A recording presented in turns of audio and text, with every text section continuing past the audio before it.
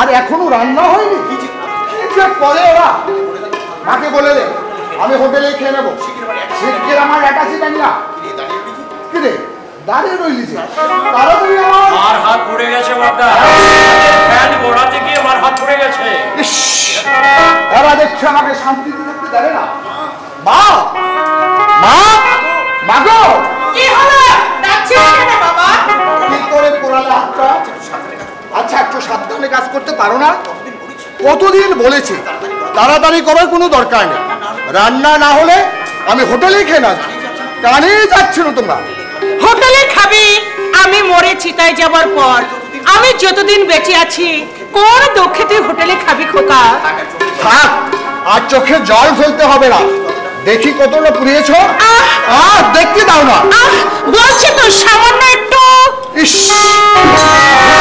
তো শেষ করে দিয়েছো নরকে নিয়ে হাসপাতালে যাও নরো এর জন্য আমি তোমাকেই দায়ী করব দাদা কতদিন বলেছি একটা বিয়ে করো দাদা কানেই যাচ্ছে না তোমার ঘরে একটা বউ থাকলে মাকে একটু শান্তি দিতে পারতো বছরে 365 দিন সমরে খেটে যাচ্ছে মা কঠিন অসুখ বিসুখ না হলে বিশ্রামের প্রশ্নই ওঠে না মানুষ তো যন্ত্র নয় দাদা তোরা বুঝতে পারছিস না সামান্য মাইনেতে নিজেদেরই চলছে না, বাড়তি একটা মানুষের দায়িত্ব নেওয়া কি সম্ভব? একটু বাস্তব মুখে হতে সে কল্পনার ফানুস উড়ানো অনেক সহজ, কিন্তু থাক বাবা, তোকে আর বিয়ে শাদী করতে হবে না। আমি মরে চিতায় গেলে তখন তুই বিয়ে করিস। মা, কপালে সুখ শান্তি না থাকলে কেউ তো দিতে পারে না। অদৃষ্টের বিড়ম্বনা কোন বিধাতা খণ্ডাবে বল? নইলে তোর বয়সী ছেলেরা বউ ছেলে নিয়ে সংসার করছে না, আর তুই আসলে বিয়ে করবার ইচ্ছে নেই তোমার। সেম পোস্টে চাকরি করে বিনয়দা বউ ছেলে নিয়ে ঘর সংসার করছে না, নাকি উপোস করে আছে? তোমার বন্ধু দিব্যেন্দুদা। নুরু, তোমার কাছে আমার একান্ত মিনতি দাদা, মাকে আর কষ্ট দিও না। আমি তোমাকে কথা দিচ্ছি, আমার টিউশনির 30 টাকাও তোমার হাতে তুলে দেবো। I will promise.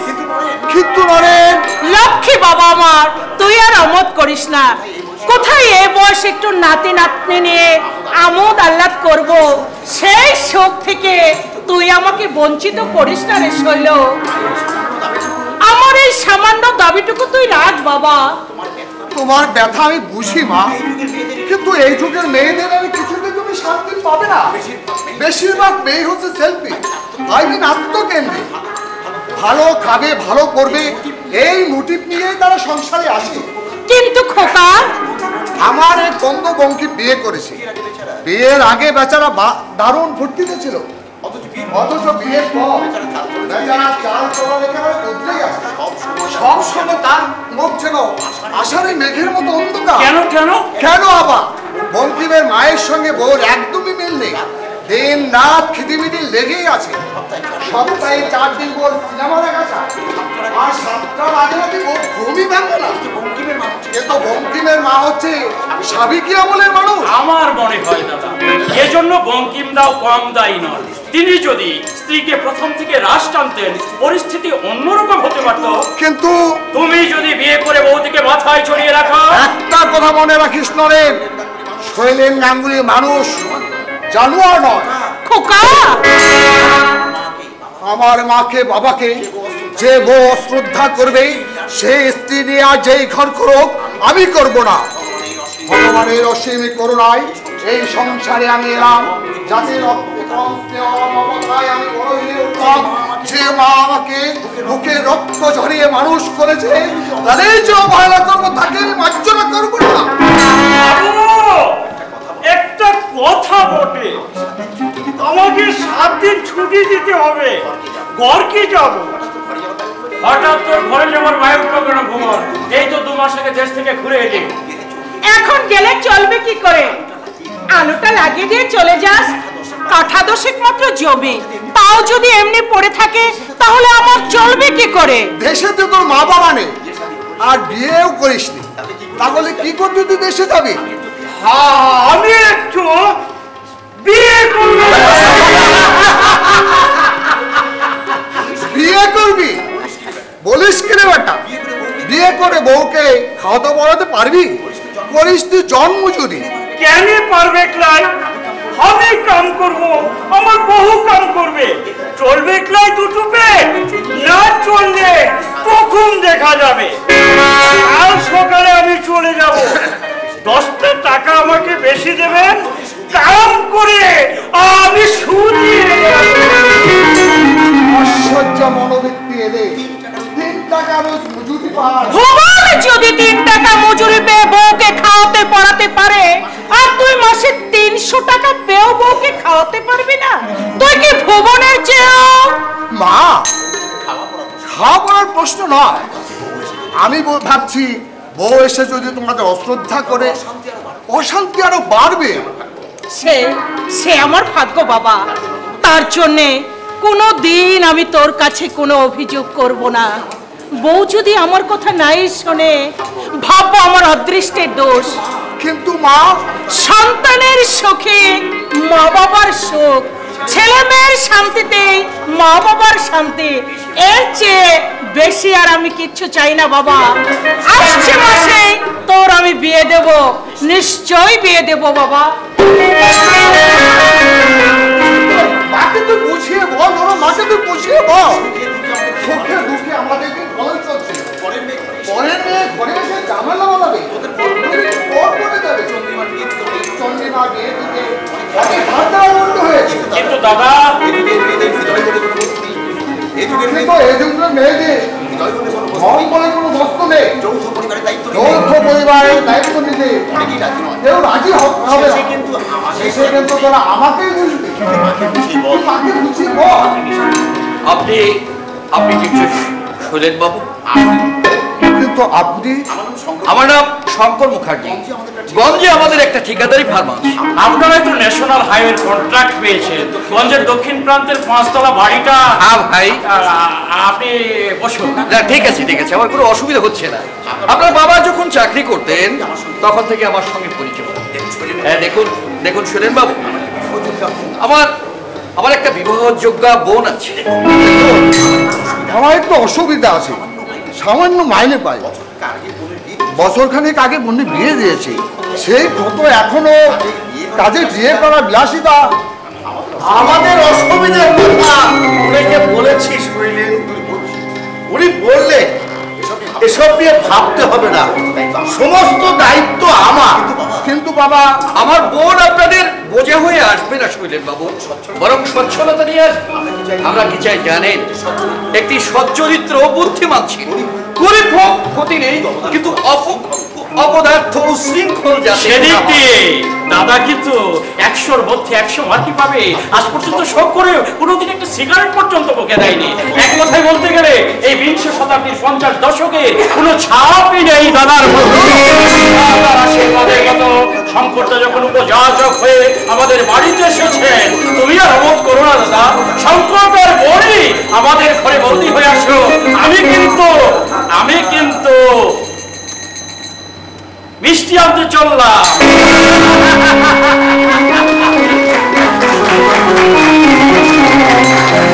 তাহলে পাত্রী দেখতে কবে যাচ্ছেন শৈলেন বাবু? বাবা দেখলেই হবে। আমি দেখে এসেছি শৈলেন, লক্ষ্মী প্রতিমার মতো বিয়ে পড়ছে, অথচ তেমন নয়, ভদ্র স্বভাব। কি বলবো তোকে, আবার পায়ে ধরে প্রণাম করলে শুনবা। হ্যাঁ বাবা, মেয়ে আমার খুবই পছন্দ হয়েছে। ওই মেয়ে সংসারের স্ত্রী যে বদলে যাবে আমি হলফ করে বলতে পারি। তুই শঙ্কর বাবুকে নিয়ে আয়, আমি পাশের বাড়ি থেকে পত্রিকাটা নিয়ে আসি।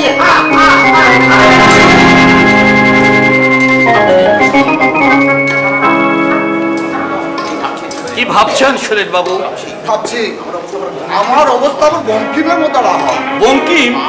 মা বাবাকে আমি দেবতার মতো শ্রদ্ধা করি। আশা করি আপনার বোনকে একথাটা বুঝিয়ে বলবে। আমাকে অশ্রদ্ধা করুক ক্ষতি নেই, কিন্তু আমার বাবা মাকে। সেদিক দিয়ে আপনি নিশ্চিন্ত থাকুন শৈলেন বাবু। যে মানসিকতায় ছেলেমেয়েরা গুরুজনদের অশ্রদ্ধা করতে শেখে, প্রত্যেকটি ভাই বোনকে আমি কঠোরভাবে চরিত্র গঠন করেছি। আপনি আসুন, বাবা বোধহয় আমাদের জন্য অপেক্ষা করছেন। কথা কি জানেন, বোনের বিয়ে দিতে প্রচুর ধারদানা করতে হয়েছে। রিটায়ার্ড করে বাবা যা পেয়েছিলেন। আপনার অসুবিধা আমি বুঝতে পারছি বাবু। আসলে কেরানিগিরি করে সংসার প্রতিপালন করা খুবই কঠিন। আপনাকে আমি কন্ট্রাক্টরি কাজে নামিয়ে দেব, আপনার এই অভাব থাকবে না। আসুন, আপনার বোন। ভয় নেই ব্রাদার, আমি গ্যারান্টি দিচ্ছি সুরমা সে জাতির মেয়েই নয়। আদর্শ শিক্ষায় আমি তাকে দিয়েছি। আপনি অসুখী হবেন না। আসুন।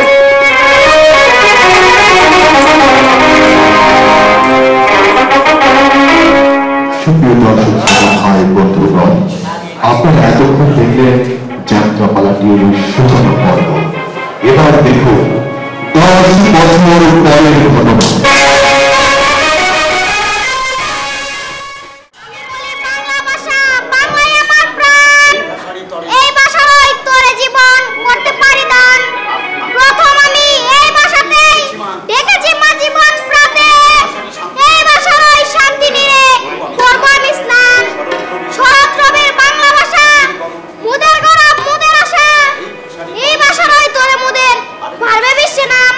দাদু ভাই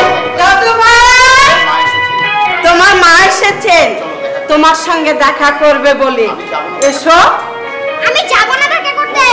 ও মা, সে কি কথা? পুজোর ছুটিতে তুমি বাড়ি যাও না, তাই নিজে এসেছেন তোমার সঙ্গে দেখা করবে বলে। তা বলছো যাব না? মায়ের মনে দুঃখ দিতে নেই দাদু ভাই। মা তোমার জন্য কত কষ্ট করেছে। দেখো, ছোটবেলা থেকে মায়ের দুধ খেয়েছি, না মায়ের কোলে ঘুমিয়েছি। মায়ের কি কর্তব্যটা করেছি? মা না আরো কিছু। দেখো, আমাকে কনভেন্টে পাঠাচ্ছ কেন? এখানে থেকে আমি লেখাপড়া শিখতে পারবো না? কত ছেলে এখানে পড়ছে, আর আমি বললে মা যাবে তোমাকে? আমি দার্জিলিং এ যাব না। কি করো তুমি আমাকে দার্জিলিং এ কাণ্ড বলে কি না মা আমার জন্য কি করেছে? দার্জিলিং পড়তে যাব না, ভালো হবে কি করে? বংশটাই হচ্ছে এবার কোথায় গেল? ছেলেখানা হয়েছে বাবু, যেটাকে না বলবে সেটাকে করানো যাবে না। ছেলেবেলা রাখো, যে কি ভালো। কেন, কি বলেছে? বলছে আমি কনভেন্টে পড়তে যাব না, এখানে থেকে কত ছেলেরা লেখাপড়া করছে, তারা বুঝি মানুষ হচ্ছে না। মা আমার জন্য কি করেছে? আমি ছোটবেলায় মায়ের দুধ খেয়েছি না মার কোলে ঘুমিয়েছি। ছোট মুখে বড় কথা, ঠিক ওর কাগজ সভা পেয়েছে, আর গুণ নেই, ছাড় গুণ আছে 16 আনা। নইলে ওর ফার্মে শত শত লোক চাকরি করছে, আর ওকে একটা চাকরি দিতে পারছে না।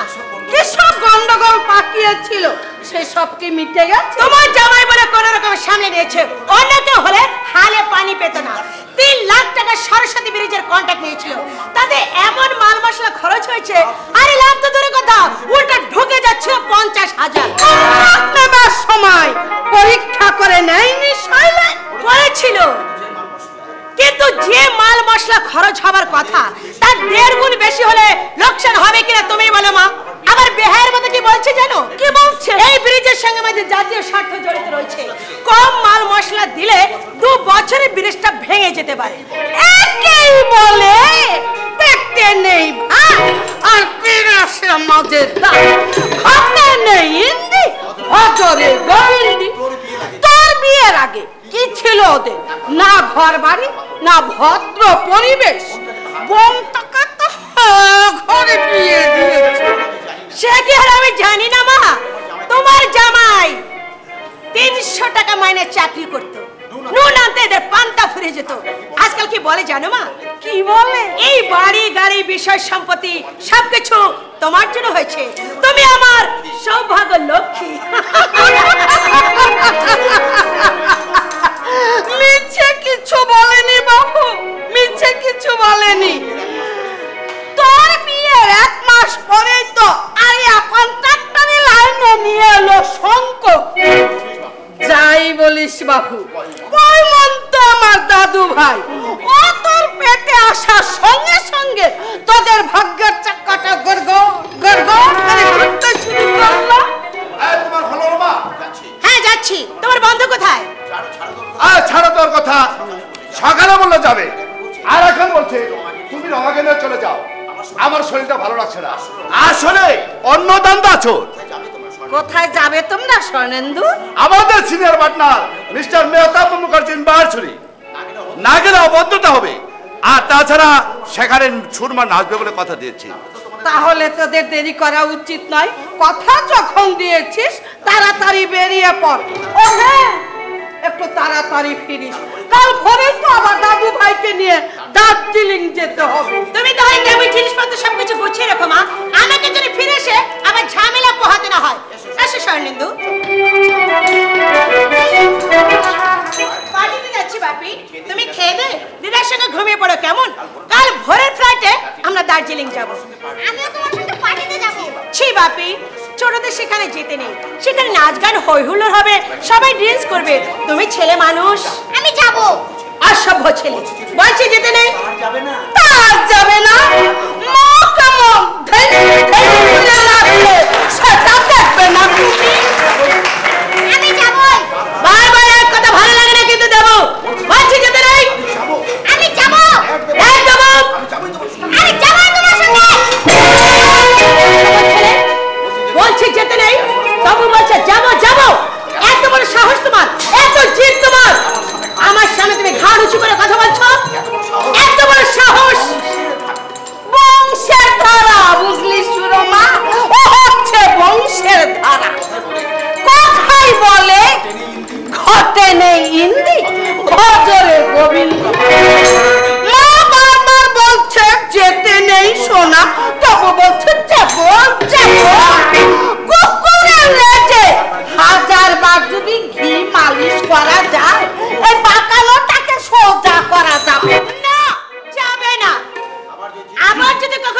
করতে দেখি চাপকে পিঠে ছাল তুলে নেব। ছেলেপুলে কিভাবে শাসন করতে হয় সেটা আমার ভালো করে জানা আছে। তুমি যাবে না দাঁড়িয়ে বক বক করবে? 7টা বেজে 10 যাবে তো চলো। চলো, আমি চলে এসে দেখতে পাই দার্জিলিং যাওয়ার জন্য তুমি প্রস্তুত হয়ে আছো। অসভ্যতামি আমি কিন্তু পছন্দ করব না। এসে যেমন কুকুর তেমন তার মুগুর না হলে কি সাজা হয়? এবার এসো, খেয়ে দে আমায় উদ্ধার করবে। আমি খাবো না, তোমার ভাত আমি খাবো না, খাবো না, খাবো না, খাবো না। আমাকে খাওয়াতে পারবে না। দার্জিলিং আমি পড়তে যাবো না, এখানে থেকে আমি লেখাপড়া শিখবো। আমি তোমাকে একটি কথাও বলবো না। সারা রাত নাচ গান করে ফিরে এসে যদি দেখে তুমি দার্জিলিং যাবার জন্য প্রস্তুত হওনি, তাহলে কিন্তু তোমাকে তোর বাপ কেন, তোর বড় মামাও তোকে রক্ষা করতে পারবে না। এখন খেয়ে দে, আমাকে উদ্ধার করবি, আর নইলে তোর অদৃষ্টে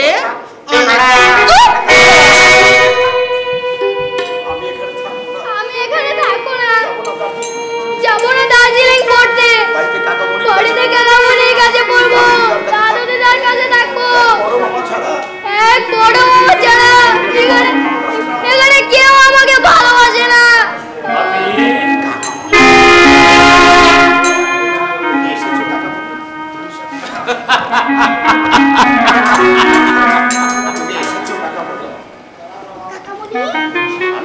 তুমি এসেছো কাকামণি? আমি তোমার সঙ্গে বাড়িতে চলে যাবো। সে কি, তুই নাকি কাল দার্জিলিং চলে যাচ্ছিস? তাই তো তোর সঙ্গে আমি দেখা করতে এলাম। আমি যাবো না তোর পড়তে। সে তো অনেক আগে আমি দাদাকে বলেছিলাম। দাদা যদিও বা রাজি হলো, তোর মা বেঁকে বসলো, বললো এখানে থাকলে দেবো মানুষ হবে না। কিন্তু কাকামণি, ওরা তোকে পুরো দস্তর সাহেব তৈরি করতে চান বাপে, কিন্তু ওরা এটা বুঝতে চান না যে মাতৃভাষাকে অবহেলা করলে উচ্চশিক্ষা অসম্পূর্ণ থেকে যায়। তার জ্বলন্ত দৃষ্টান্ত মাইকেল মধুসূদন। নিজের লেখা কবিতার মধ্যেই তিনি তা বলে গেছেন। মাইকেল লিখিয়াছেন, হে বঙ্গ ভাণ্ডারে তব বিবিত রতন, তা সবে অবোধ আমি অবহেলা করি, পরধন রূপে মত্ত করিনু ভ্রমণ, পরদেশে ভিক্ষা বৃত্তি কক্ষণে আচরি, কাটাইনি বহুদিন সুখ করি হরি। না, অনিদ্রায় অনাহারে সপিকায় মন, অজিনু বিপল তবে অবরণ্যে ভরি, কেলিনু শৈবালে ভুলি কমল কানন, স্বপ্নে তব কুল লক্ষ্মী কয়া দিলা করে, ওরে ভাষা মাতৃকুড়ে রতনের আগে এ ভিখারি বসা কবে কেন করাবি? ফিরি অজ্ঞান তুই যারে ফিরে ঘরে, পালিলাম আজ্ঞা সুখে পাইলাম কালে, মাতৃভাষা রূপে মণিপূর্ণ মণি জলে। হ্যাঁ বাপি, ইংরেজি সাহিত্য রচনা করে অমর হতে চেয়েছিলেন। এদেশের মানুষ একটু ধন সম্পদশালী হলে ছেলেকে সাহেব তৈরি করে। আমি সাহেব হব না কাকামণি, তুমি একটু অপেক্ষা করো, আমি তোমার সঙ্গে বাড়ি চলে যাব। কিন্তু বাপি, মামুনি আমাকে কিছুতেই দার্জিলিং পাঠাতে পারবে না। আমি যাব না অত দূরে। বাপিকে বলবো এখানেই কোনো ভালো স্কুলে ভর্তি করে দিতে। তুমি বাইরে দাঁড়াও, আমি আসছি। বাপি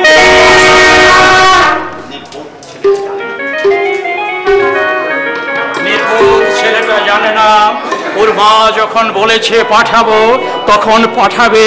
দাদার সাধ্য নেই তাকে নিবৃত্ত করে।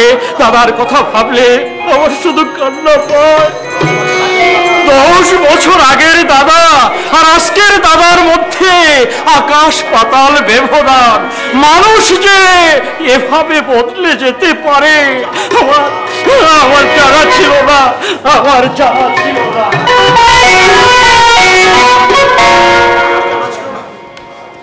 আমার জানা ছিল না তোমরা আমার বেঈমান। আমার সন্তানের ভবিষ্যৎ যারা নষ্ট করতে চায় তারা আমার শত্রু। শৈল তুই তোমার ছেলেকে ডেকে জিজ্ঞাসা করো কার অনুমতিতে দেবকে বাড়িতে নিয়ে এলো। আজ দূরের ফ্লাইটে ওর দার্জিলিং যাবার কথা, কেন তাকে বাড়িতে নিয়ে আসা হলো?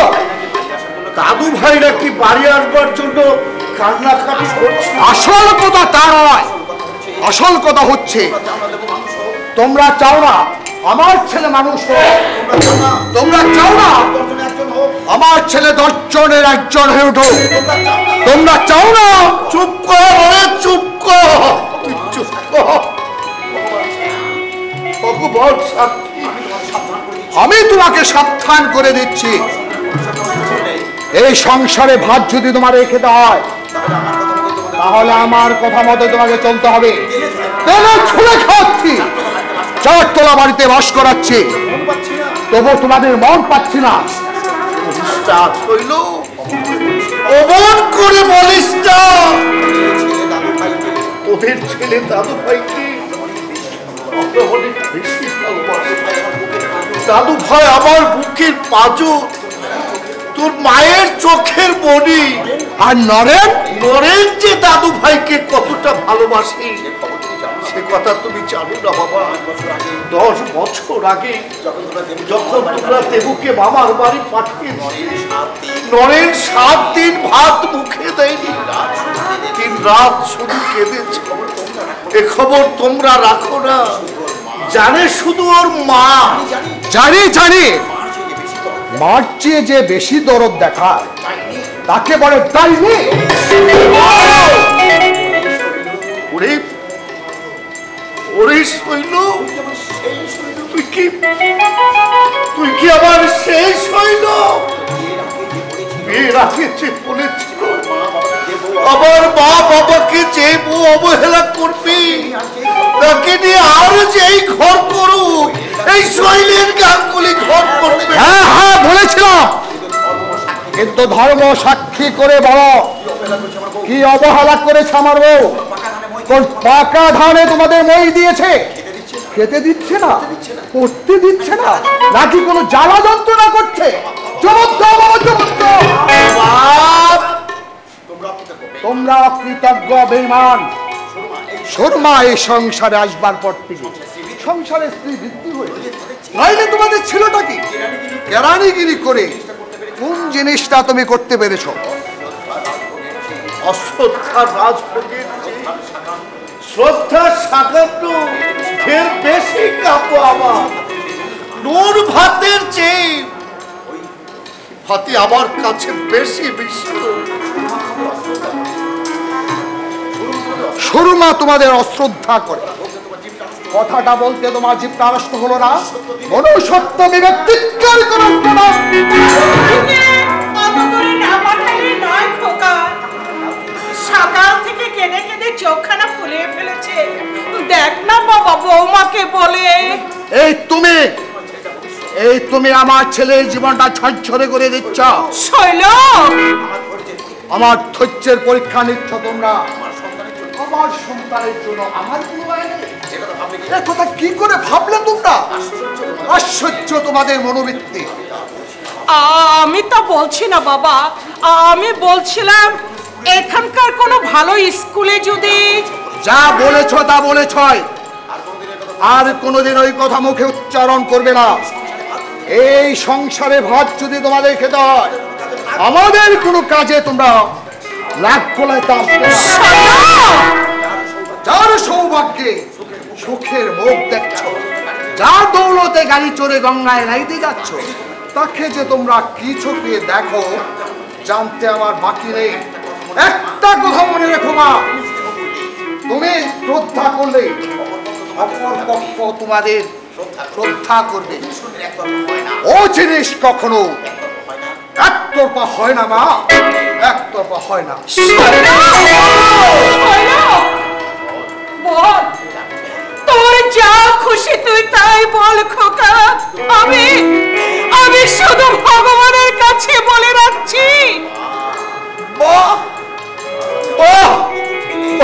আমার শিক্ষিত ছেলে,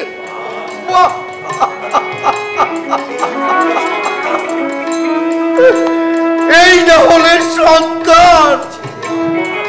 ছেলে আমাদের মহা সুখে রেখেছে, শান্তি একেবারে তেলের মতো গড়িয়ে পড়ছে।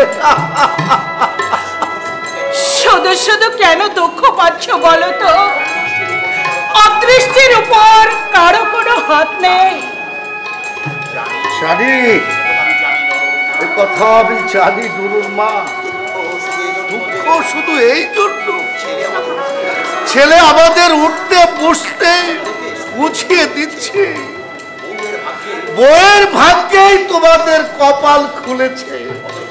অতএব বইয়ের হুকুম মেনে না চললে কপালে তোমাদের অনেক দুর্গতি আছে। চলো ওগো, চলো আমরা অন্য কোথাও চলে যাই। কোথায় যাবো নুরুর মা? অবসরপ্রাপ্ত কেরানির বিকল্প কোনো পথ খোলা নেই। সারা জীবন কলম পিষেছি, চোখ বিয়োগের অঙ্ক কষেছি, শুধু নিজের জীবনের অঙ্কটা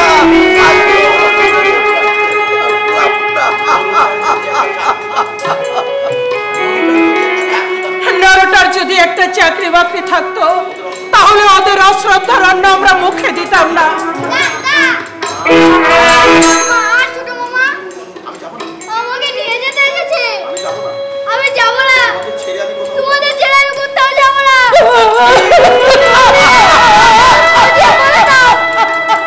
আমি অত দূর পড়তে যাব না।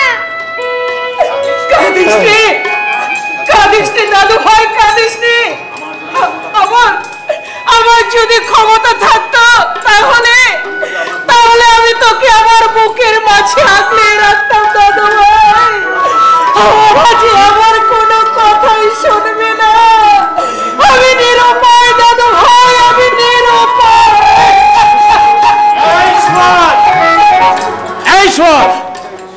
এইখানে এসে লুকানো হচ্ছে। চলে বলছি, চলে। না আমি যাব না, দিদিকে ছেড়ে আমি কোথাও যাব না। অদৃষ্টে তোর অনেক দুঃখ আছে। যাবো ভালোই ভালোই চলে আয়, নইলে দিদিরে কিন্তু তোর হাড় এবং ছাড়া দাগর লাগবে। ভগবান দার্জিলিং যাব না।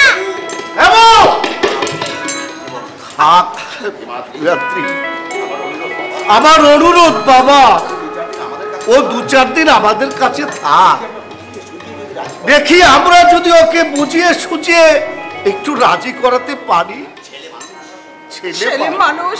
আপনি চুপ করুন। অস্থির পচা মানসিকতা নিয়ে জন্মগ্রহণ করেছেন। আই সোসাইটির সম্বন্ধে আপনি কি বুঝবেন? আমি আপনাকে সাবধান করে দিচ্ছি, দেবর জন্য আপনাকে কোনো মাথা ঘামাতে হবে না। এতটুকু ছেলে যা জিদ ধরবে। বাপির জিদের জন্য তোমরা আমাদের তাই করছো কেন? 5 বছর বয়স থেকে ও তো তোমাদের আদর্শে মানুষ হচ্ছে, ছুটি ছাড়া এখানে আসে। কার হুকুমে ওকে তুমি বাড়িতে নিয়ে এসেছো? হুকুম? আজ সকালে ওর দার্জিলিং যাবার কথা, কেন তুমি ওকে বাড়িতে নিয়ে এসেছো? ও তোমার অদৃষ্ট সুপ্রসন্ন। সেদিন আমি বাড়িতে ছিলাম না। বাড়িতে থাকলে তোমার হাড় বংশ আলাদা করে দাঁড়িয়ে ব্লাস্টার চৌথিয়ে মুখ ছেড়ে দেবো। কি তোর ছোট লোক জানো? তুমি কিন্তু শালীনতার সীমা ছাড়িয়ে যাচ্ছ হিমাদ্রি। আরে যা যা যা, যে দাদার মাথায় কাঁঠাল ভেঙে খাচ্ছে তার আমার বড় বড় কথা। একটা শিক্ষক। আমার ধৈর্য কিন্তু সীমাহীন নয়। আমি তোমাকে লাস্ট ওয়ার্নিং দিচ্ছি, এখনো ভদ্রভাবে কথা বলো। যা বাবা, তুই চলে যা। কি হবে ওদের সঙ্গে ঝগড়া করি? আমার ছেলে যদি আবার বসে থাকতো, বাইরের লোক এসে নাক গলাতে পারতো না। ঝগড়া বিবাদ আমিও করতে চাই না বাবা, কিন্তু ওরা যদি পায়ে পা দিয়ে ঝগড়া করতে আসে আমিও ছেড়ে কথা কইব না। ও এতদিন ওদের অভদ্রটি মুখ বুঝে সহ্য করেছি, কিন্তু আর ছেলেটাকে তুমি চোরের মতো এখানে নিয়ে এসেছো। আমি বাড়িতে থাকলে তোমার অদৃষ্ট অনেক দুর্গতি ছিল। দেবো এদিকে আয়। আমি যাব না। এখনো চলে বলছি। না আমি তোদের কাছেই থাকবো। দেবো দিনটা না হয় আমার কাছে থাকবো মা। আপনি চুপ করুন। আমি বলছি না আমার কোনো কাজ মাথা আপনি না করে আসবেন না।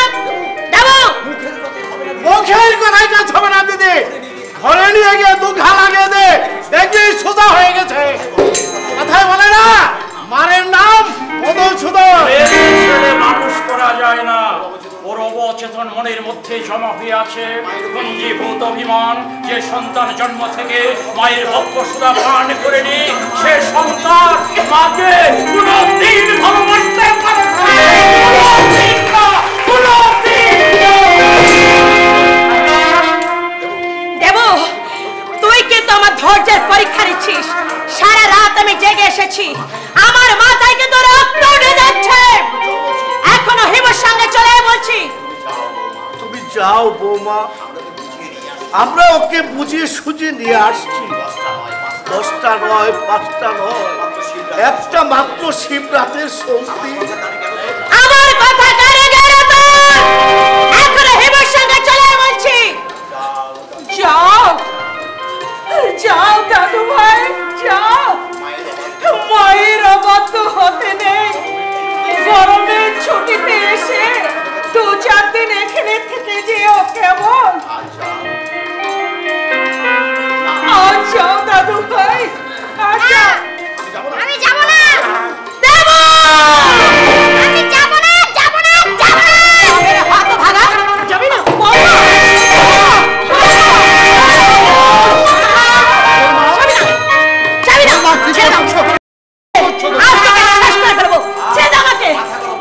মাথা গরম করো না, ঘরে যা বিশ্রাম নাও, আমি ওকে নিয়ে আসছি। এই আকৃতি ছেলে যা জিদ ধরবে না, এত মার খেলো, এক ফোঁটা চোখে জল নেই। বড় হলে একখানা মালটা হবে না, তা দেখতে হবে না। বেঁচে থাকো বাবা, তুমি বেঁচে থাকো, 20 শতাব্দীর মুখ তুমি উজ্জ্বল করতে পারবে। তোমার মা বাবার ভাইয়ের জন্যই ওর এতখানি অধপতন হয়েছে। ওদেরকে তুমি নিষেধ করে দাও। আমার ছেলের জন্য কাউকে এত মায়া দেখাতে হবে না। এরা হচ্ছে রাক্ষসী মায়া। আমার ছেলের জন্য কারো দরদের নদীতে আন চাকাতে হবে না। কেন অবাধ্য হচ্ছিস বলতো? আয় আমার সঙ্গে। যাবো। দিদাকে মা ধাক্কা মারলে কেন? কিন্তু দিদাকে মা ধাক্কা মারলো কেন? দাদুকে ঠেলে ফেলে দিল কেন? দাদুকে ঠেলে ফেলে দিল কেন? বিচার তোমাকে করতে হবে। এর বিচার তোকে করতেই হবে বাবা। দেবো, তোমার মা বাবাকে যারা শ্রদ্ধা করে না, আমি তাদেরকে শ্রদ্ধা করবো কেন? মা দামি শাড়ি পরেছে, দাদু দিদার দামি কাপড় নেই কেন? মা যদি গরুতন্ত্র শ্রদ্ধা করে, আমাকে কোন মুখে শ্রদ্ধা করতে আমাকে বলে? কোন মুখে শ্রদ্ধা করতে বলো? নিজেরা সত্যের মতো ব্যবহার করবে, আর আমাকে বলবে সত্য হও। শুনবো না, ওদের কোনো কথা আমি শুনবো না। ওদের কোনো কথা আমি শুনবো না।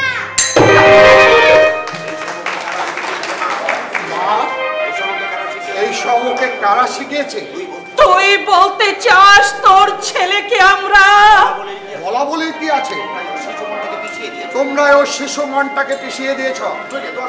তাহলে 10-11 বছরের একটা বাচ্চা ছেলে কি করে বলে মা দিদাকে শ্রদ্ধা করে না? শৈলো, তোমরা নিশ্চয় ওর সামনে সব কথা উচ্চারণ করেছ। তাহলে ও কি করে বলে মা দামি কাপড় পরে আর দিদা দাদুর পরনে সস্তা কাপড়? ওরে শৈল, তোমাদের কপালে অনেক দুর্ভোগ আছে মা। শত চেষ্টা করে তোমাদের দুর্ভোগ আমি ঘুচাতে পারবো না। ছি ছি ছি ছি ছি। এই তোমাদের প্রবৃত্তি সুরমা যে যাতে শাড়ি পরবে তোমাকেও তাই পরতে হবে। তুমি কি কচি খুকি?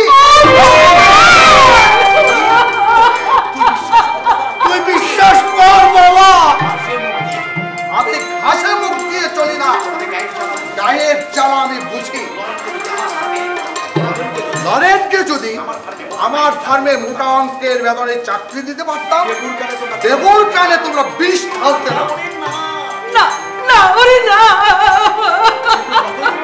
কিন্তু যতই তোমরা বিষ ঢালতে চেষ্টা করো না কেন মা, ওই নরেনের মতো পদার্থের চাকরি আমার ফার্মে হবে না। আমি রাস্তা থেকে লোক করে এনে চাকরি দেবো, তবু ওই কুলাঙ্কারটাকে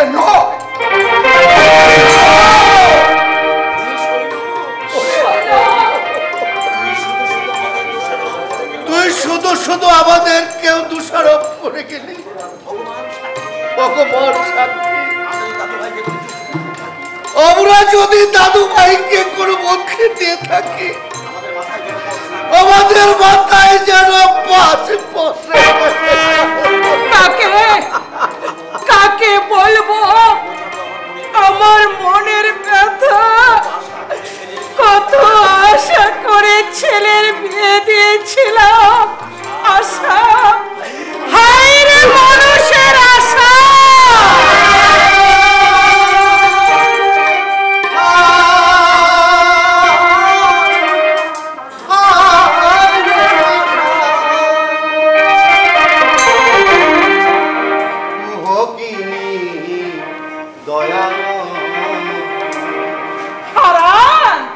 বুকের মাঝারে স্বপনের মালা, বুকের মাঝারে স্বপনের মালা, বাস্তব কায়ানন কুহকিনী দয়াময়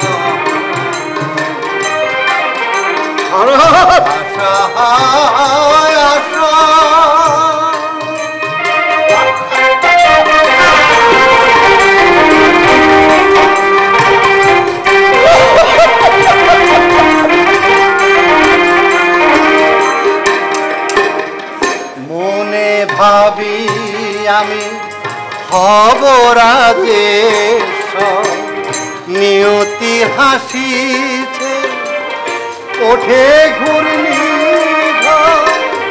মনে ভাবি আমি হব রাজেশ, নিয়তি হাসিছে ওঠে ঘূর্ণি,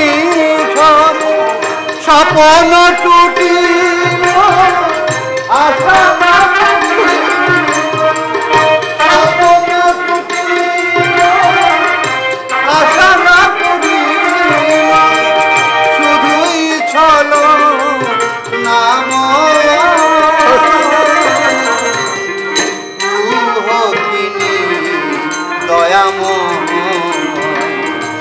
আশা আশা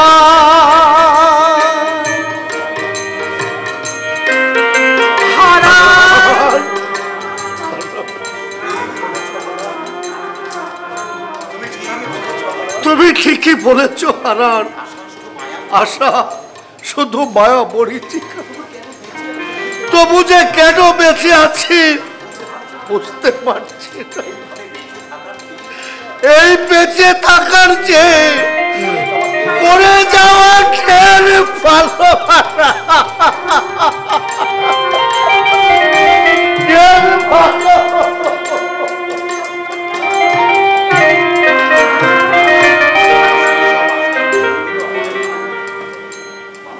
মানুষের সব আশাই কি পূর্ণ হয় মা?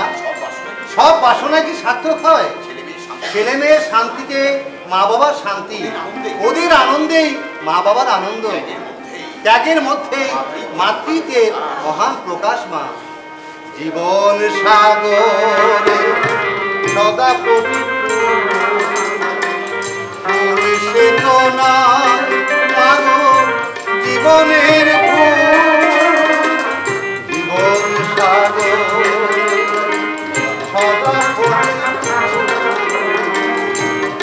চেতনায় মাগো জীবনের তবু আশা পারি না তবু আশা পারি না আশায় কাছি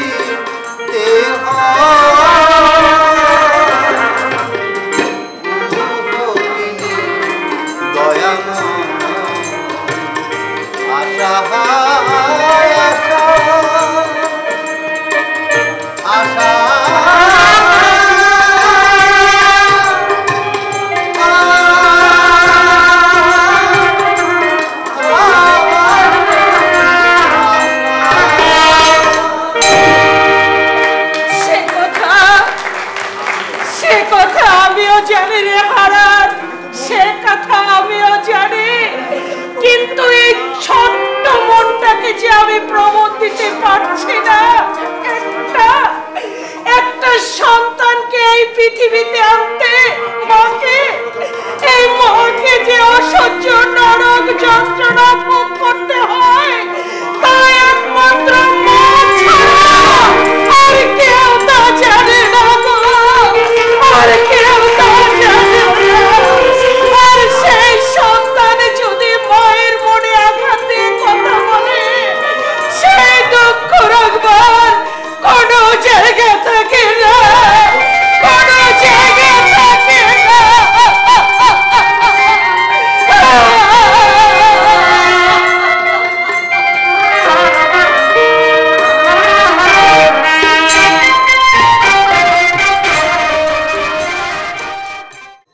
শুধু ভাঙছে, চারিদিকে অবিরাম বয়ে চলেছে ভাঙার খেলা। যৌথ পরিবার ভাঙছে, ছেলেমেয়েরা স্কুল কলেজে চেয়ার টেবিল ভাঙছে, নাবালক ছেলে তার মায়ের বাক্স ভেঙে ওই সিনেমায় লাইন দিচ্ছে। রাজনৈতিক দাদারা দল ভাঙছে, স্ত্রী ভাঙছে স্বামীর বিরাট বিশ্বাস। বিরাট এক ভাঙনের মধ্য দিয়ে আমরা আনন্দে অবক্ষয়ে তরিয়ে চলেছি।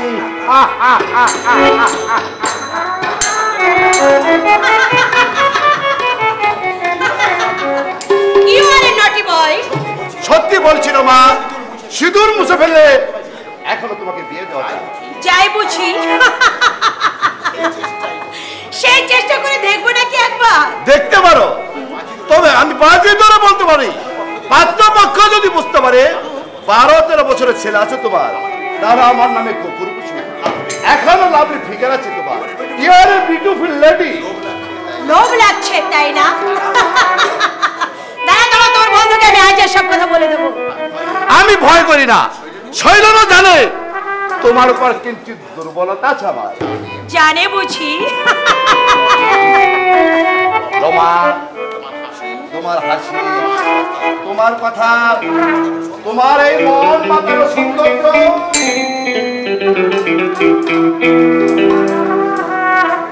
কিছু কিছু কথা আর কিছু পরিচয়, মনে মনে চুপি চুপি দোলা দিয়ে যায়। কিছু কিছু কথা আর কিছু পরিচয়, মনে মনে চুপি চুপি দোলা দিয়ে যায়। কিছু কিছু মুখের হাসি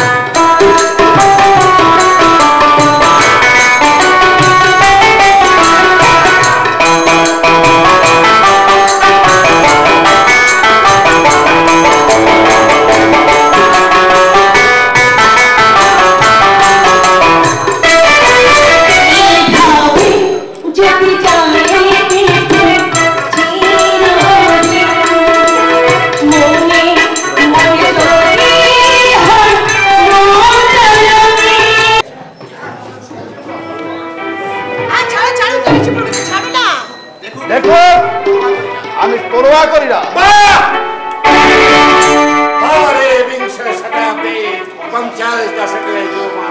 বাহ, বলিহারি, তোমাকে ধন্যবাদ দেওয়ার ভাষা আমি খুঁজে পাচ্ছি না।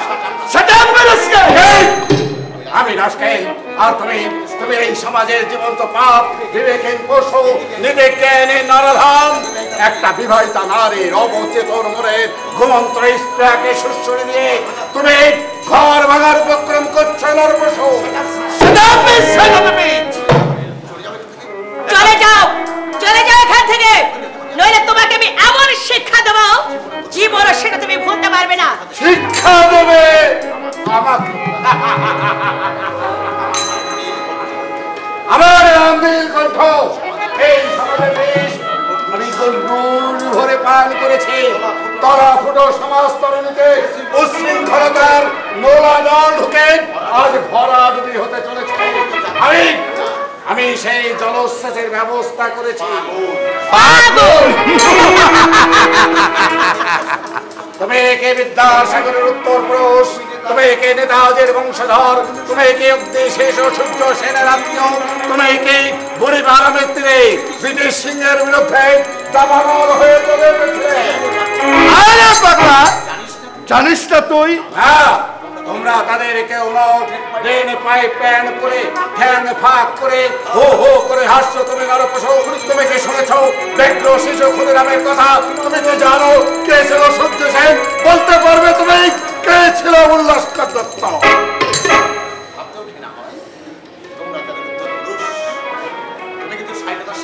তুমি কিন্তু শালীনতার সীমা ছাড়িয়ে যাচ্ছ।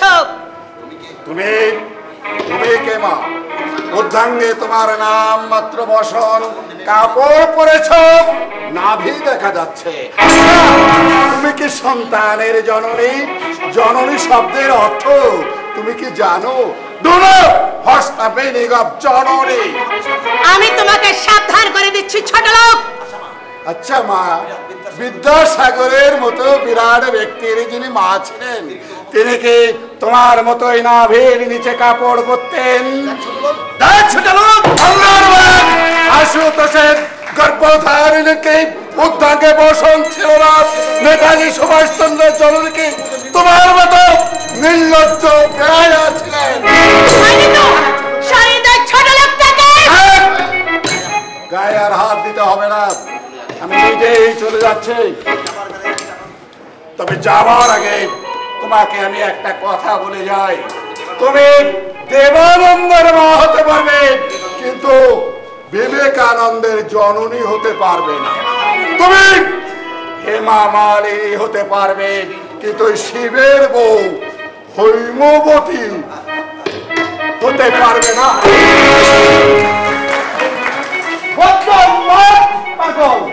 তোর কথাগুলো কাটার মতো বিচ্ছিল আমার গায়ে। ইচ্ছা হচ্ছিল ধরে দুঘা লাগিয়ে দে। লেট হিম গো।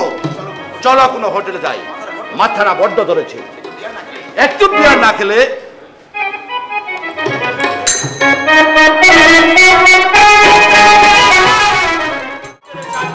তাহলে থাকবে কি করে?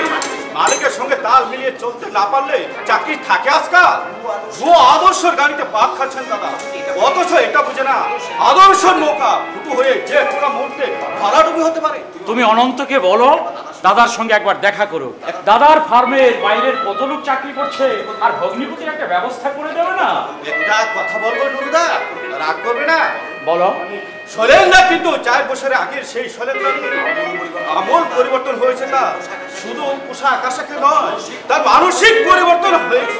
হয়তো তাই, কিন্তু কাল আমার সঙ্গে বাজারে দেখা হয়েছিল। আমি কথা বলবার চেষ্টা করলাম, উনি আমাকে আমলে দিলেন না। ফিরে আসছি, কানে গেল একটি কথা। কি কথা? ওর সঙ্গে ভদ্রলোক জিজ্ঞাসা করলেন কে ছেলেটি? শৈলেন্দ্র বললেন আমি ঠিক চিনি না, চাকরির জন্য এসেছিল বোধ হয়। কথাটা শুনে এত দুঃখ হলো আমার। পল্টু, মানুষের যে এভাবে পরিবর্তন হয় তা আমার জানা ছিল না। আজ 2 দিন পরে হাড়ি চড়িনি, বৌদি বসে বসে চোখের জল ফেলছে, দাদা চাকরির জন্য পাগলের মতো করছে। আমার লেখাপড়া বন্ধ, কি যে হবে? পল্টু, দুদিন তোমরা উপবাসী, আগে আমাকে কথা বলনি কেন? এসো আমার সঙ্গে। তুমি কি করবে বোকা? তুমিও তো আমারই মতো বেকার। ওরে বোকা, বেকার হলেও টিউশনি করে 30 টাকা পাচ্ছি, খাওয়া পড়াটা দাদার ঘাড় ভেঙে চলছে। বাপিকে মাসে মাসে 10 টাকা করে পাঠাচ্ছি, 10 টাকা দিচ্ছি বাবার হাত খরচ, আর বাকি যা থাকে। আপনি সত্যি অবাক লাগে নুরুদা, তুমি শৈলেন্দ্র সহোদর ভাই, একজন সময় ঋষি ভেঙ্গে সৌভাগ্যের স্বর্ণ শিখরে উঠেছে। অর্থের অহংকার তার চলায় বলায় ভঙ্গিতে, আর তুমি ওরে পাগলা, হাতের 5 আঙ্গুল কি সমান হয়? তাছাড়া আমার যদি প্রচুর অর্থ থাকতো আমিও দাদার মতো অহংকারী হয়ে যেতাম। না, তা তুমি যেতে না, আমি হলফ করে বলতে পারি। অর্থ থাকলেও তোমার মানসিক পরিবর্তন হতো না। চলো বাজারটা করে বাড়ি চলে যাব। ভেঙে না পড়ে চেষ্টা করে যাও, পথ একটা মিলবে। এসো। করে মরতে হবে। আমি আপনাকে বিরক্ত করতে আসতাম না, কিন্তু চন্দ্রিমা বললে। দেখো অনন্ত, একবার নয়, দুবার নয়, তিনবার আমি তোমাকে চাকরির ব্যবস্থা করে দিয়েছি, কিন্তু 1 বছরের অধিক কোথাও তুমি টিকতে পারো না। ওরা আমাকে ইলিগাল কাজ করতে বলেছেন। চক্র পদার্থ, যাদের পেটে নেই ভাত, পরনে নেই কাপড়, নেই মাথা গুঁজার রাস্তা, তাদের আবার নিজেদের প্রশ্ন। তোমার দারিদ্র আমি কেন, স্বয়ং ভগবানও ঘুচাতে পারবে না। আপনার ফার্মে হয় একটা ব্যবস্থা করে দিন দাদা। আমার ফার্মে তোমার মতো মহাপুরুষের চাকরি হবে না। তুমি আর নরেন দুটোই হচ্ছে ক্ষণাজন্ম মহাপুরুষ, আদর্শ সত্যবাদীরা, তোমাদের জীবনের মূল মন্ত্র। এখন আদর্শ দিয়ে জল খাও, আমার কিছু করবার নেই। আজ 2 দিন আমরা উপবাসী, দয়া করে আমাকে গোটা করে টাকা আপনি দিন। তোমার কাছে বোন বিয়ে দিয়ে আমি চুরে দায়ে ধরা পড়িনি। যে অপদার্থ বিয়ে করে স্ত্রীর ভরণ পোষণ করতে পারে না, তার গলায় দড়ি দিয়ে মরা উচিত। 20টা টাকা কেন, তোমাকে আমি 20টা পয়সাও দেব না। হর্ষে ঘিয়ে আমি অনেক ঢেলেছি, আর ঢালতে আমি প্রস্তুত নই। আপনি আমার আত্মীয় না,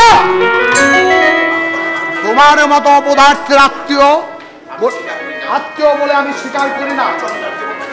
চন্দার জীবনটাকে তুমি ব্যর্থ করে দিয়েছ। ভরণ পোষণ যদি করতে নাই পারলে বিয়ে করেছিলে কোন লজ্জা? যাও, গলায় দড়ি দাও গিয়ে।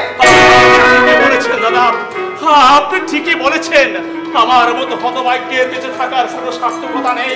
এই সমাজের সঙ্গে আমি যখন নিজেকে খাপ খাইয়ে নিতে পারলাম না, তখন আমার মরাই উচিত। মানে জোর থাকা চাই, সেই স্ট্যামিনা তোমার মাঝে নেই। সাধুতা সত্যবাদিতার যুগ এটা নয় দাদা, এটা হচ্ছে সততা প্রবঞ্চনার যুগ, যার ভেজালের যুগ। সৎ পথে থাকলেন 12-14 বছরে আপনার অর্থবোধ হতে পারতেন না। এই কুৎসিত নোংরা পৃথিবীতে আমিও বাঁচতে চাই না। এই দুঃখের সহদারিদ্রের বোঝা বহন করা উচিত। চলন্তকারী তলায় শেষ করে দেব আমার দুঃখের জীবনে। হে পতিতা ধরিত্রী, তোমার সন্তানদের সঙ্গে আপোষ করে চলতে পারলো না। বিদায়, বিদায় নিষ্ঠুর পৃথিবী, বিদায়।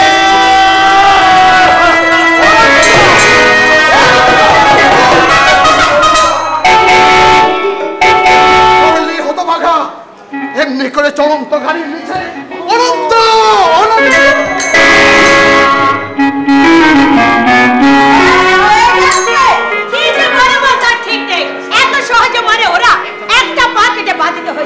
আমি তো ভেবেছিলাম 2টো পায়ে বোধহয় গেল। শৈলেনের বোনকে দেখলাম, হ্যাঁ দাদার কাছে সাহায্যের জন্য এসেছে। এই 4 মাসে ওদের পেছনে অন্তত 2 লক্ষ টাকা খরচ করেছে। আবার যদি টাকা পয়সা দেয়, একচোট হয়ে যাবে ওর সঙ্গে আমার। তোরাই বা কোত্থেকে দিবি বাচ্চা?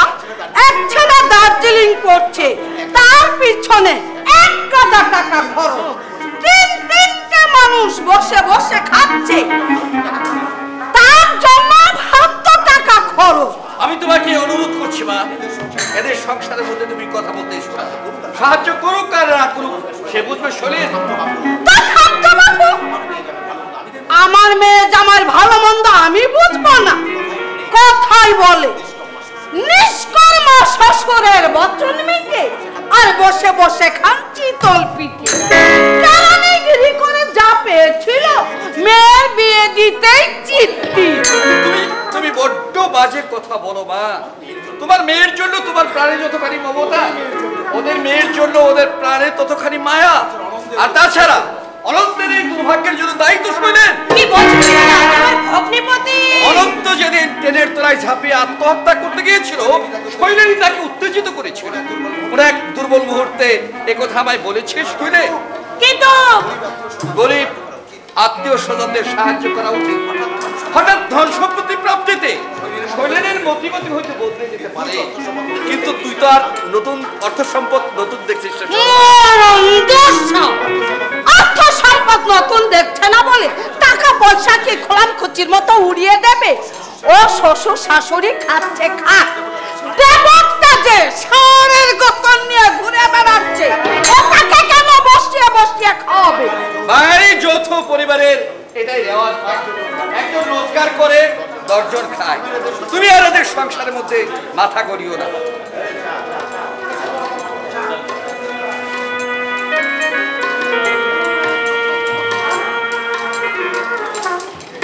দাদাকে জানাও, জানো দাদা।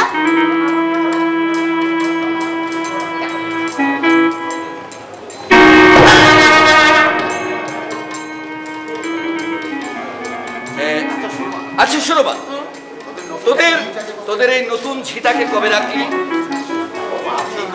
ও মা, ঝি কোথায়? ও তো আমার শাশুড়ি। দাদা, তুমি কি আজকাল চোখে কম দেখতে শুরু করেছো? ও, উনি তোর শাশুড়ি? এই কিন্তু পোশাক পরিচ্ছদ ঝিয়ের মতো কিনা, তাই আবার বুঝতে ভুল হয়েছে রে। বাহ বাহ বাবা, শৈলেনের বেশ বুদ্ধি আছে দেখছি। অযথা ঝিয়ের পেছনে এক গাদা টাকা খরচের কোনো মানে হয় না। হ্যাঁ না মানে না না না না না, খুব খুব ভালো কাজই করেছিস, খুব ভালো কাজই করেছিস। আমিও তোদের পথ অনুসরণ করবো ভাবছি। দুটো ঝি বসে বসে মাইনে নিচ্ছে, কাল থেকে ছাড়িয়ে দিয়ে মাকে আমি ঝিয়ের পোস্টে বহাল। রমা যদি ওর শাশুড়িকে দিয়ে ঝিয়ের কাজ করাতে পারে, আমি কেন পারবো না? হাজার হোক রমা আমার বোন, মুখ্যদার হরিদাসীকে দূর করে দেব। কাল থেকে তুমি হবে আমার বাড়ির বিনে মাইনের ঝি।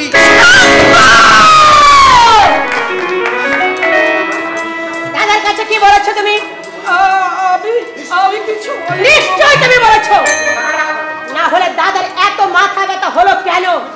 আমি তোমাকে জিজ্ঞাসা করে ঝিকে ছাড়ি দেরি, তাকে তো খুব বলেছিলে 30 বছর ধরে আমি সংসারে ঘাড়ি টেনে আসছি। বলেছি তোমার অদৃশ্যে কিন্তু অনেক দুর্গতি আছে। আমার মতো মেয়ে বলে এখন তোমাকে বসে বসে গেলাচ্ছে। অন্যকে হলে হাত ধরে বাড়ি থেকে দূর করে দিত। একটা মিটমিটের ডাল যারা ভাজা মাছটা উল্টে খেতে জানে না, যত সব। আর কেন ঠাকুর, এবার আমাকে মনে করো দয়াময়, এবার তুমি আমাকে মনে করো।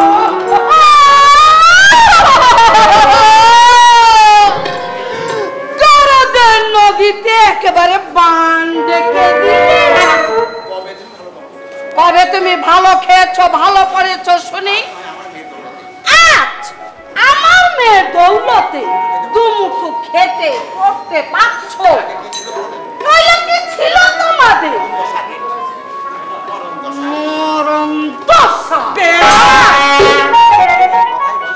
কথাই বলে পেটে নেই ভাত আর বেরাসে মাঝে দাম, ঘটে নেই হিন্দি হজরে গোবিন্দ।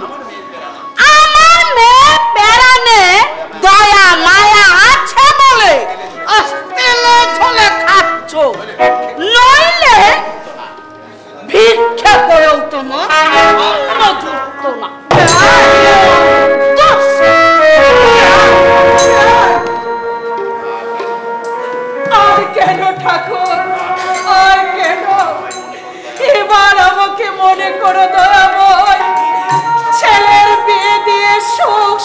শান্তি চেয়েছিলাম সব একেবারে তেলের মতো গড়িয়ে পড়ছে।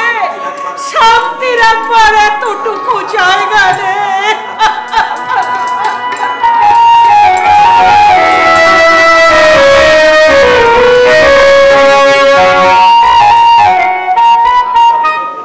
তাহলে কি করবো দাদা? ওরই অবস্থা, ঠাকুরপো বেকার, আমি অসহায় মেয়ে। হাসপাতাল থেকে সুস্থ করে বাড়িতে এনে দিয়েছি, আর আমি কি করতে পারি তুই বল?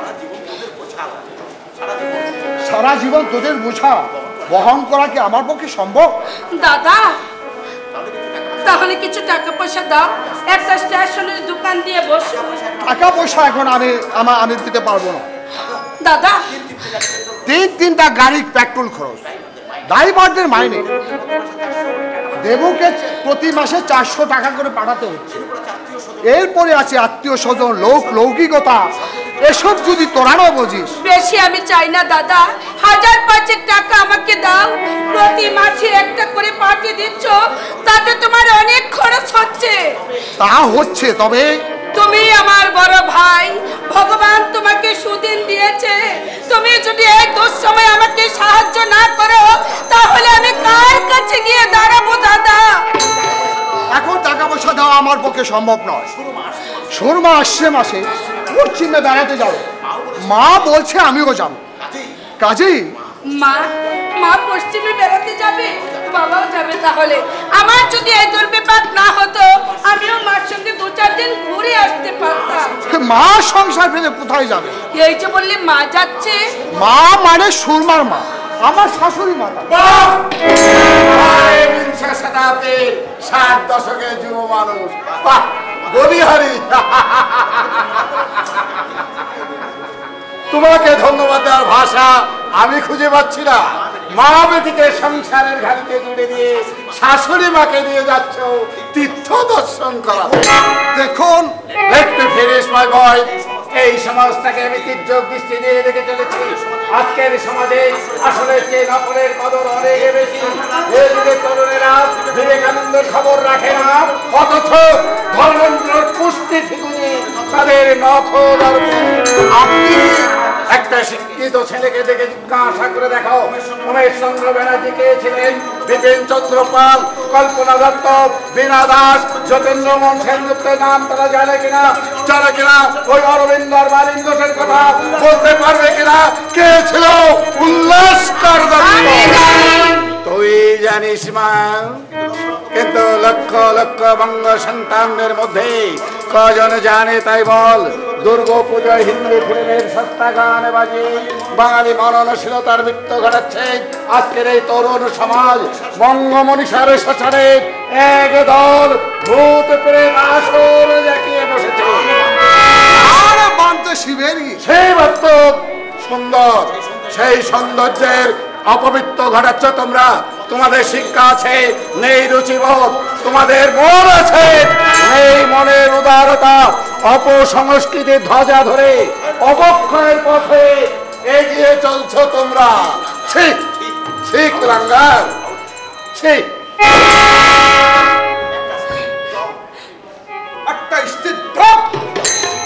আমি কি তাহলে কি করব? বললাম তো, এখন টাকা পয়সা দেওয়া আমার পক্ষে সম্ভব নয়। আমি কি তাহলে উপোস করে মরবো? তুই চলে আয় আমার কাছে। বিনে মাইনে ঝের কাজ করতে? মানে আমাকে জিজ্ঞাসা না করে তোমার মনটাকে জিজ্ঞাসা করে দেখো দাদা, মাকে তুমি কি অবস্থায় রেখেছো? চিৎকার করে সত্যকে চাপা দেওয়া যায় না দাদা। তুমি মুখে হাত দিয়ে বলো তো, বিয়ের আগে তুমি যা ছিলে আজও কি তুমি তাই আছো? তোমার মানসিক পরিবর্তন হয়নি? তোর হয়ে যা তুই আমার সামনে থেকে। তোর মতামত গুণের মুখ আমি দর্শন করতে চাই না। সারাটা জীবন তোদের জন্য দাদা, অথচ তোরা এর মধ্যে বেইমান। নিজেরা কষ্ট করে তোর বিয়ে রসদ জুগিয়েছিলাম, আর তোরা এত বড় বেইমান। শুধু তোমাদের বংশটাই হচ্ছে একটা ছোট লোকের বংশ। তোমার ভাই আমার মাকে যা নয় তাই বলে অপমান করেছে। আমার মা কাঁদতে কাঁদতে রাতে বাড়ি থেকে চলে গেছে। সুরমা! আমার মায়ের মুখে নাকি বিষ, এইসব কথা শুনে মা। কে বলেছে তোমাকে এইসব কথা? কে বলেছে সুরমা? আমি জানতে চাই সুরমা, কার এত বুকের ফাটা আমার মাকে অশালীন কথা বলতে সাহসী হয়? আমি বলেছি দাদা, তোমার বোন, তাকে সাহায্য করো আর না করো সে বুঝবে তুমি। বাইরের লোক সেখানে না করো আসবে কেন? শুনেছো ওই কথাগুলো? শুনছো? আমার মা নাকি বাইরের লোক। আমি তোকে সাবধান করে দিচ্ছি নরেন, আমার ভাত যদি তোর খেতে হয় আজে বাজে কথা একদম বলবি না। মাকে আমি দেবীর মতো শ্রদ্ধা করি। মাকে নয় দাদা, বড় শাশুড়ি মাতাকে। মাকে তো রাধুনি করে ঝিয়ের পোস্টে পাকাপাকি বহাল করে দিয়েছো দাদা। সত্যি দাদা, তোমাকে ধন্যবাদ দেওয়ার ভাষা আমি খুঁজে পাচ্ছি না। সত্যি সত্যি তুমি মহাপুরুষ। Get out! I said get out! এই মুহূর্তে তুই আমার বাড়ি থেকে চলে যা। দাদা কোনো কথা নয়, এতদিন বেথায় আমি অবশ্যই ঘি ঢেলেছি। তোর যেখানে খুশি সেখানে চলে যা। দুষ্ট বলদের চেয়ে শূন্য গোয়াল অনেক ভালো। বেঈমান ভাই থাকাচ্ছে না থাকে খেয়ে বেশি বৌদি। বিয়ে করেছি আজ 15 বছর। এই 15 বছরের মধ্যে একটা দিনও ওকে তোরা শান্তিতে থাকতে দিসনি। অথচ আমার এই সৌভাগ্যের মূলে এরই অক্লান্ত পরিশ্রম। এখনো বেহায়ার মতো এখানে দাঁড়িয়ে আছে। আমাকে কেউ অমন কথা বলে আমি গলায় দড়ি দিতাম। আমি অনেক দেখেছি, কিন্তু তোমার মতো বেহায়া।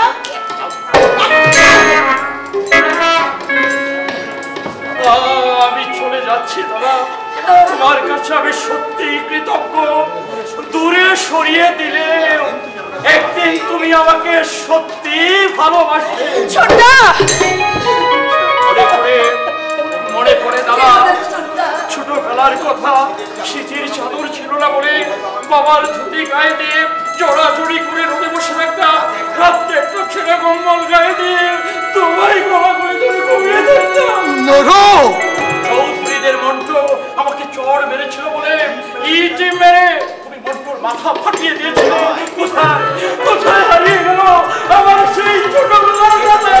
কে কে তাকে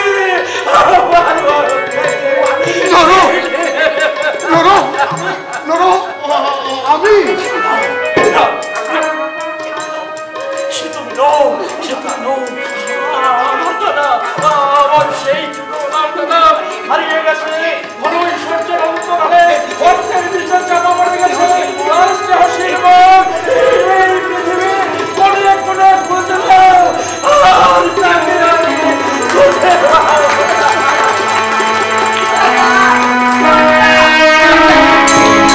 দাদা, দাদা তুমি ছোট্টাকে ফেরাও। ও বড় অভিমানী, তুমি ডাকলেই ও চলে আসবে। যাবে কোথায়? সন্ধ্যাবেলায় ঠিকই ফিরে আসবে। বাইরের পৃথিবীর রূপার পাল ঘুরে দেখে এসো। তোমার মনটা যেমন নিষ্ঠুর হয়ে গেছে আগে আমি বুঝতে পারিনি, অর্থই তোমার জীবনের পরমাত্ম। স্নেহ মমতার কোনো দাম নেই তোমার। 10টা টাকা নিয়ে যাও। ভিক্ষে দিচ্ছ? চন্দ্রিমা! ভিক্ষাই যদি নিতে হয় তাহলে তোমার কাছ থেকে নেব কেন? প্রকাশ্য রাস্তায় দাঁড়িয়ে ভিক্ষে করবো? হাত পেতে দাঁড়ালে কিছু না কিছু পাবো। তোমার স্নেহ মমতার এভাবে মৃত্যু হবে আমি স্বপ্নেও ভাবিনি দাদা। আজ থেকে মনে করবে চন্দ্রাণী বলে তোমার কোনো বোন ছিল না। চন্দ্রাণী মরে গেছে।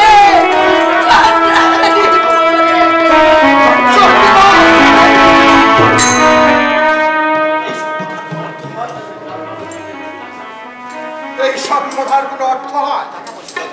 টাকা পয়সা যতক্ষণ দিতে পারবো ভালো, আর না দিতে বলেই তুমি খারাপ। ছি রাধুনি তো, মাকে জিজ্ঞাসা করেই তাড়িয়ে দেওয়া হয়েছে। অথচ মাই এক লোকের কাছে বলে বেড়াচ্ছে আসলে আমার মা বাবা চাইছে দুনিয়া যে যেখানে আমাদের আত্মীয় স্বজন থাকো সবাইকে আমি সাহায্য করি, কিন্তু আমার পক্ষে তো সেটা সম্ভব নয়। সেটা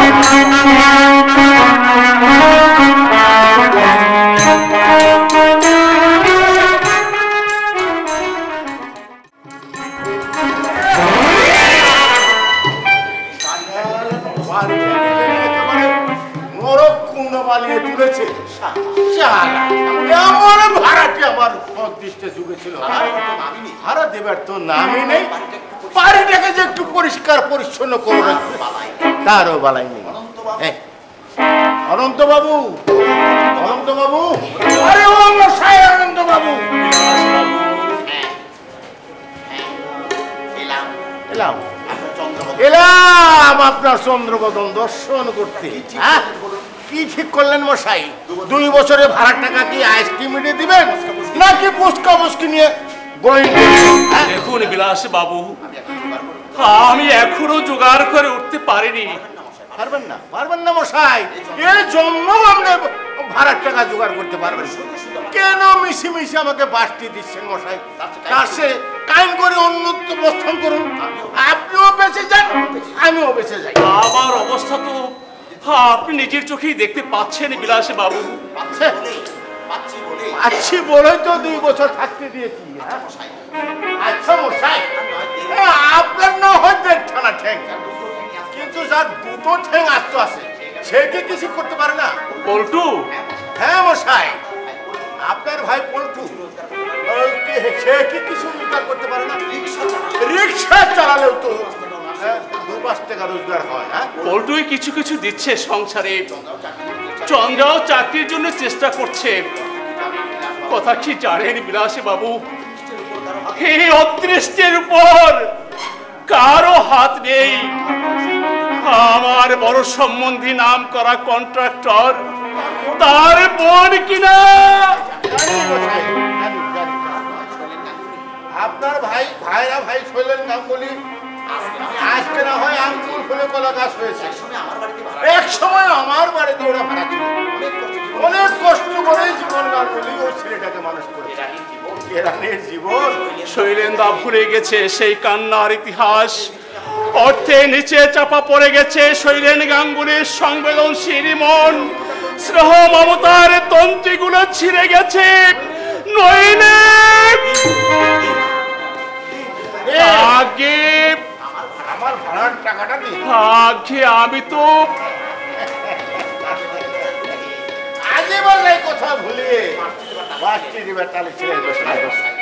আরে মশাই, আমরা হলাম জাত ব্যবসায়ী, সাধু খায়রা, মুখ থেকে গুড় কেটে নেই। আপনি আমাকে বাস দিতে পারবেন না মশাই। আজ আমি কোত্থেকে দেই বলুন? একটা পয়সা আমার হাতে নেই। মাঝে মাঝে ইচ্ছে হয় আমার গাড়ির সামনে ঝাঁপিয়ে পড়ে এই দুর্বিষহ জীবন যন্ত্রণা থেকে মুক্তি নেই। আপনার সেই 2 ঠেঙ্গলা ভাইটি কোথায় গেল? পল্টু আজ 3 দিন বাড়ি নেই। কাল রাতে স্বামী স্ত্রী উপোস করে কাটিয়েছি। আপনি বিশ্বাস করুন বিলাস বাবু, উপায় থাকলে আমি আপনাকে বিবাহ করতাম না।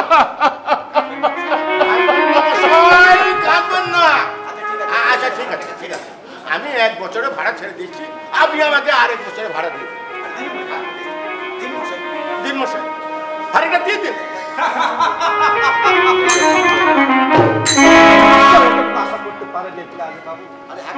আরে আগে কি দেখছেন?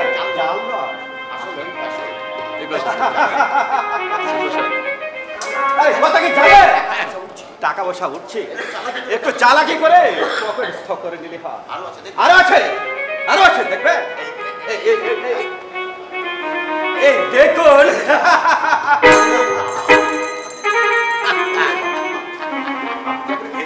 আরে মশাই, আপনি তো একেবারে ভেলকি দেখেছেন। সরকারের মেয়ে দাদার জীবন সংগ্রাম হেরে গেছে, কিন্তু আমি হারবো না। এই সমাজের বুকে আমি মাথা উঁচু করে বাঁচতে চাই, মানুষের মতো সসম্মান। কিছু বলবে দাদা? দাঁড়াও, আগে বাজার থেকে চাল, ডাল, মাছ, মাংস তুই কোথায় পেয়েছিস? রোজগার করেছি। হ্যাঁ রোজগার করেছি। কোন পথে? যে পথে হোক তারপর টাকার দরকার নিশ্চয়ই। নিশ্চয়ই নিশ্চয়ই। টাকার গায়ে কি লেখা আছে কোনটা সৎ পথে আর কোনটা অসৎ পথে? আমার বাড়িতে তুই ঢুকবি না। অসৎ পথকে আমি চিরদিন ঘৃণা করে এসেছি, তাই জীবনে আমার দারিদ্র্য ঘুষলো না। আমি উপোস করে মরব, তবু অসৎ পথে রোজগার আমি মুখে দেব না। আপনি ভুল করেছেন। এই মানসিকতা নিয়ে বর্তমান পৃথিবীতে বেঁচে থাকা যায় না দাদা। আরে বাচ্চা হলে একটু আপনি যন্ত্রণা করতেই হয়। এমন বাচ্চা আমি বাঁচতে চাই না। এখনো চিন্তা করে দেখো দাদা, দেখেছি তোমার বড় সম্বন্ধে কি করে ধনী হয়েছে জানো? হ্যাঁ জানেন। জানার দরকার নেই, ওদের যায় খুশি করুক। আমি রন্ধ পথের উপার্জনে বেঁচে থাকতে চাই না। তুই কি আমাকে চিনিস না? তুই কি আমাকে জানিস না পল্টু?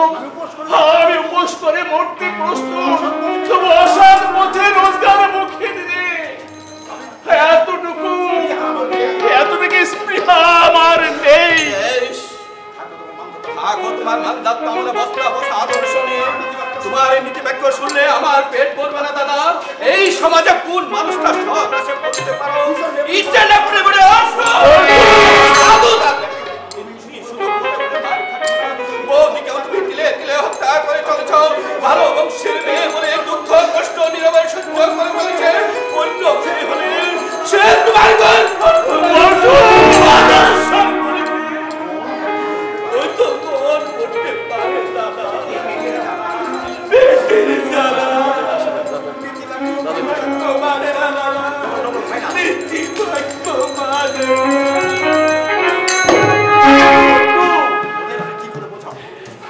ওদের আমি কি করে বোঝাবো?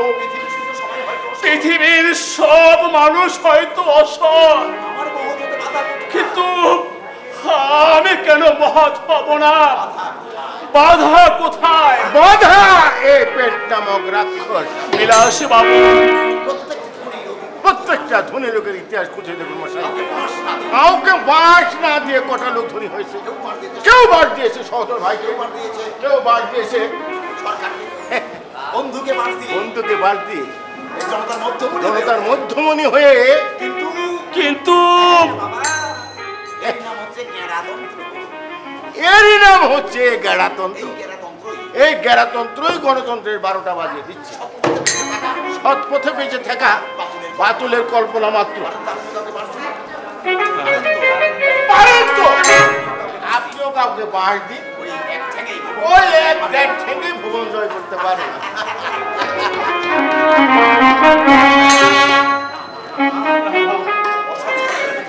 অসৎ পথে আমি বেঁচে থাকতে চাই না। আমি এই একটা পা নিয়ে হকারি করতে বেরোবো, তাতে কোনো লজ্জা নেই আমার, কোনো লজ্জা নেই, কোনো লজ্জা নেই। কে দেখছো আমার করে? তোমাকে। তাই বুঝি? আমাকে বুঝি নতুন দেখছো? সকালে বাড়ি থেকে বেরোলে ময়লা শাড়ি পরে ফিরে এলে রাজ রানীর বেশে। আমি ঠিক বুঝতে পারছি না চন্দ্রা, কি করে এটা সম্ভব হলো? তুমি কি আলাদিনে? আশ্চর্য প্রদীপ পেয়েছি। আমার ভয় করছে চন্দ্রা। একটু আগে পল্টু এসেছিল টাকার বান্ডিল নিয়ে, আমি তাকে তাড়িয়ে দিয়েছি। পিতৃমাতৃহীন ভাইকেও আমি ক্ষমা করিনি। তুমি কি পল্টুর মা? না গো না, আমার টাকায় কোনো কালিমা নেই। জানো, আজ আমি একটা চাকরি পেয়েছি, 2 মাসের অ্যাডভান্স টাকাও নিয়েছি। তুমি চাকরি পেয়েছো চন্দ্রা? সত্যি তুমি চাকরি পেয়েছো? একটা প্রাইভেট ফার্মে বেলা 4টে থেকে রাত 12টা পর্যন্ত ডিউটি করতে হবে। মাইনে 400 টাকা। অবশ্য উপরে আয়ও কিছু আছে। এই কাপড় গয়না ওরাই দিলেন। গয়নাগুলো অবশ্য নকল। কিন্তু রাতের বেলায় কাজ। তাতে কি হয়েছে?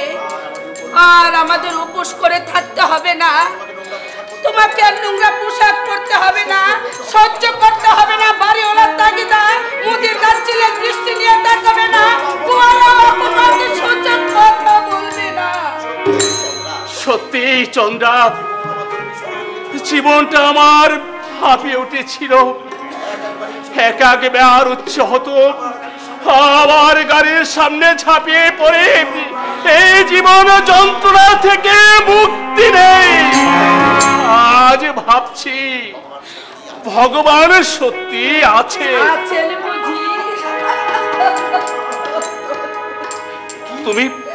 তুমি কাঁদছো চন্দ্রা? তুমি আমাকে ভুল বুঝো না গো, হে চোখের জল দুঃখের নয় আনন্দের। 2 বছর আগে আমি আমার দাদার কাছে সাহায্যের জন্য গিয়েছিলাম, দাদা আমাকে 10টি টাকা ভিক্ষে দিয়েছিল। ভিক্ষেই যদি নিতে হয় তাহলে দাদার কাছ থেকে নেব কেন? আমার রূপ আছে, যৌবন আছে। আজ আমি আলাদিনের আশ্চর্য প্রদীপ পেয়েছি, সুখ শান্তি আমার হাতের মুঠোয়। ইচ্ছে করলে এই জীবনটাকে আমি মুঠো মুঠো করে ছড়িয়ে সত্যি সত্যি ভগবান আছে, নইলে চন্দ্রিমার চাকরি হতো না। এ যুগের ছেলেদের চাইতে মেয়েদের সুযোগ অনেক বেশি, কিন্তু বেলা 4টা থেকে রাত 12টা খুবই কষ্ট হবে চন্দ্রার, কিন্তু উপায় নেই। বেঁচে থাকার বিকল্প পথ যখন নেই, এতটুকু কষ্ট তো করতেই হবে, করতেই হবে।